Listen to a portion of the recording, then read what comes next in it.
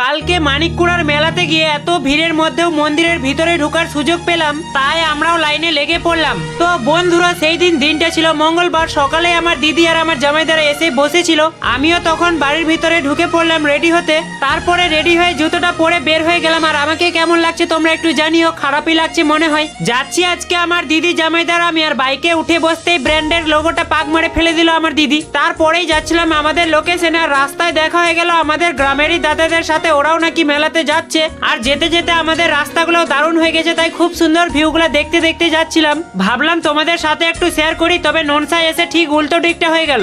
এখানে আসলে রাস্তাটা যতটা ফোনে ফ্ল্যাট দেখাচ্ছে ততটা আসলে নয়।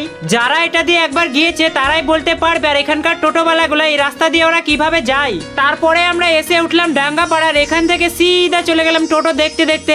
আর ওখানে দেখা হয়ে গেছিল আমার এক ভাগিনার সাথে, ওরা বাইক নিয়ে চলে গেল। আর 1 কিলোমিটার দূর থেকেই মেলার গাড়ি আর ঢুকতে দিবে না। তবে গাড়ি নিয়ে মেলাতে যাওয়ার সিক্রেট আমি তোমাদেরকে বলছি, শোনো। ওনাদেরকে বলবে সামনের কোনো লোকেশনের নাম, আত্মীয়র বাড়িতে আমরা বেরোতে যাচ্ছি, সেখান থেকে যাব মেলাতে, তাহলেই তোমাকে দাদারা ছেড়ে দেবে। তবে শোনো, মেলাতে তো গাড়ি নিয়ে যেতে পারবে না, তবে হ্যাঁ মেলার গেট পর্যন্ত যেতে পারবে। অবভিয়াসলি দাদারা খুব ভালো কাজ করছে, মিথ্যা বলাটা উচিত হবে না। এর আগের বার মেলাতে অনেক ভিড় হয়েছিল, সেটাও শুধুমাত্র গাড়ি আর টোটোর জন্য। তবে তোমরা যদি বাইক নিয়ে আসো তবে এখানে রাখতে পারো বাইক। আমরাও এখানে রেখেছিলাম, বাইক রাখলে 20 টাকার, হেলমেট থাকলে আরো 10 টাকা। তারপরে আমরা হাঁটতে হাঁটতে চলে গেলাম মেলার মেন গেটে। সেখান থেকে ঢুকে আমরা ভান্ডারা বলে কিছু কিনলাম, কিনে আমরা বেশ এই ফাঁকার মধ্যে হেঁটে হেঁটে যাচ্ছিলাম। তবে সামনেই দেখলাম ভিড় আছে। তারপরে একটু সামনে গিয়ে দিদিকে বললাম, তুই যা ভান্ডারাটা দিয়াই, তাতে মুই তাতে পাঠা কাটা দেখে আসো। পাঠা কাটা তখন শেষ হয়ে গেছিল, তবুও দেখো কতগুলো পাঠা কাটা পড়েছে এই বছর। পাঠা কাটা হয়ে গেছে, ভালোই হয়েছে। আমাকে আবার অনেক কষ্ট লাগে, আমাদের গ্রামের কাকারা এখানে পাঠা কাটতে আসে, কত নিষ্পাপ পাঠাগুলোকে কেটে ফেলে, আমাকে অনেক কষ্ট লাগে, দয়াও লাগে। তারপরে আমার দিদিকে জুতাগুলো দেখতে দিয়ে আমরা চলে গেলাম লাইন দাঁড়াতে, কারণ মন্দিরে ঢুকতে গেলে একটু লাইন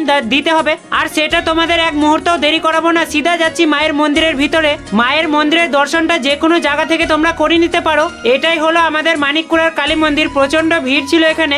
মন্দিরের ভিতরটা আমি তোমাদের প্রথমবার দেখাতে পারলাম, এর আগের বছরও আসছিলাম, কিন্তু তখন ঢোকার চান্স ছিল না সেরকম। সেখানে আমরা ভোগ দিতেই ঢুকছিলাম আর একটু মায়ের দর্শন করতে। আর ভিডিওটা বড় করছি না, লাইক শেয়ার ফলো করে পাশে থাকো, ধন্যবাদ, টাটা। ও দিনে তোমরা মেলা দেখতে না আসলেই ভালো, কারণ দিনে প্রচন্ড গরম। And bye by.